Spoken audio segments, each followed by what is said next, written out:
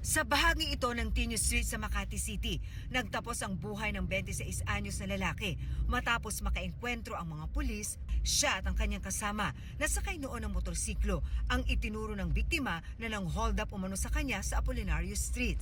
Ayon sa pulisya, nakarinig ng sigaw ang mga pulis na nagsasagawa ng intelligence operation ng mga oras na yon kaya kaagad silang rumisponde. Pagdating po nila sa may Dallas Street ay pinaputukan po agad sila ng mga suspect. Naging dahilan po kung bakit gumanti rin pa sila ng putok upang pong mapigilan yung pagtakas. Patay si alias Onyok na naisugod pa sa ospital. Kasalukuyan namang ginagamot sa ospital ang kanyang kasama na si alias Kenneth. Nabawi sa kanila ang mga alahas na nakuha sa biktima na nagkakahalaga ng mahigit 25,000 pesos. Sa pag-iimbestiga ng mga pulis, napag-alamang dati nang may record ang mga suspect. Ang isa na namatay sa operasyon, sangkot sa drugs at kidnapping. Robbery with homicide naman ang isa pa. Yung isa po is meron na po siyang record, 15 years old pa lang po siya.